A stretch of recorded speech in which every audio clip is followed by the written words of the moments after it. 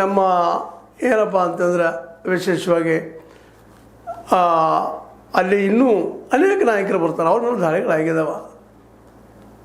ಈ ಎಲ್ಲ ದಾಳಿ ನೋಡಿದಾಗ ಸಹಜವಾಗಿ ಅನಿಸ್ತದಪ್ಪ ಅಂದ್ರೆ ಈ ದಾಳಿಗಳು ಇಲ್ಲಿ ಕಾಮನ್ ಆಗಿ ದೇಶದಲ್ಲೇ. ಯಾಕಂದರೆ ಅಬ್ರಾಹಂ ಲಿಂಕನ್ರು ಭರ್ತಿ ಆಗಿದ್ದು ಇಂಥದ್ರಿಂದ ಅಲ್ಲಿ ಬಿಳಿಯ ಮತ್ತು ಕಿರಿಯ ಜನಾಂಗೀಯ ದೃಷ್ಟಿ ಇಟ್ಕೊಂಡು ಇದನ್ನೆಂದು ನಡೀತಾ ಇರ್ತವೆ, ಏನೋ ಒಟ್ಟಿನಲ್ಲಿ ನಡೀತಾ ಇರ್ತವೆ. ಜಗದಲ್ಲೇ ಅತ್ಯಂತ ಮುಂದುವರೆದ ದೇಶ ಅನ್ನೋದು ಎರಡು ಮಾತಿಲ್ಲ.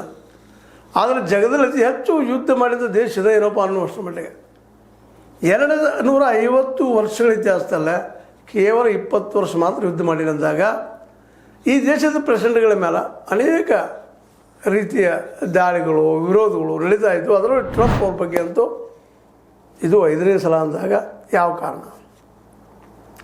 ಏನು ಪಾಕಿಸ್ತಾನ ಮಾಡಿಸ್ತಾ ಅಥವಾ ಇರಾನ್ ಮಾಡಿಸ್ತಾ? ಅದರಲ್ಲೂ ಇರಾನ್ದಲ್ಲಿ IRGC ಇವ್ರು ಮಾಡಿಸಿದ್ರ, ಯಾರು ಮಾಡಿಸಿದ್ರು ಅನ್ನೋದು ಇನ್ನೂ ಉತ್ತರ ಹೊರಡ್ತಾ ಇಲ್ಲ. ಬಟ್ ದಾಳಿ ಆಗಿದ್ದೇನು ಸುಳ್ಳಲ್ಲ. ಈ ದಾಳಿ ಯಾವ ಕಾರಣಕ್ಕೆ ಅನ್ನೋದನ್ನು ಗೊತ್ತಾಗ್ಬೋದು, ಗೊತ್ತಾಗದೇನೂ ಹೋಗ್ಬೋದು. ಯಾಕಂದರೆ ಈ ದಾಳಿ ಮಾಡುವವರು ಹಿಂದಿದ್ದಂಥವರು ಅವರು ಶ್ರೂಢಿರ್ತಾರೆ, ಬುದ್ಧಿವಂತರಿರ್ತಾರೆ, ಸಿಗೋದು ಭಾಳ ಕಷ್ಟ.